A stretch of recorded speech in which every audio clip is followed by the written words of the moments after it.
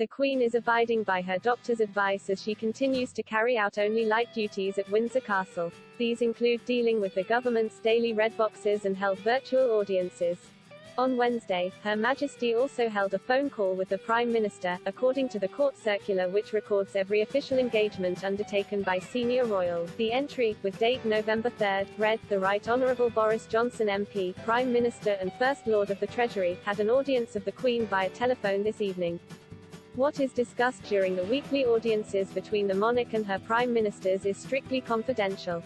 But it is likely this week Mr. Johnson will have spoken to the Queen about COP26, the climate change summit currently taking place in Glasgow. The monarch was meant to attend Monday's evening reception at the summit alongside Prince Charles, Prince William and the Duchesses of Cornwall and Cambridge.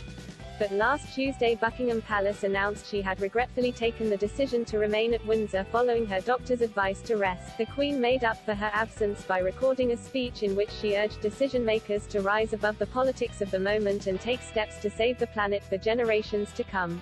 Over the past 2 weeks the Sovereign, who was taken to King Edward VII Hospital on October 20 to run preliminary tests, has reportedly not attended Sunday service at the All Saints Chapel near the castle. Moreover, she hasn't been spotted walking her dogs.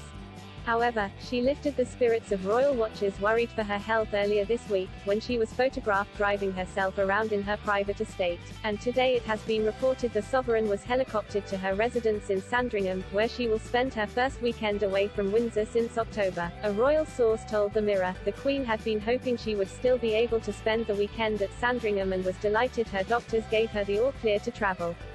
Her Majesty is very much looking forward to hosting her family at her Norfolk home for the Christmas holiday and there is much preparation to be done in time to accommodate everyone who has been invited. The Queen has many happy memories of being at Sandringham with the family over Christmas and was in the firm belief that she was far better off being there in person to oversee everything as much as possible. But she travelled on the understanding with her doctors that she continues to rest as advised.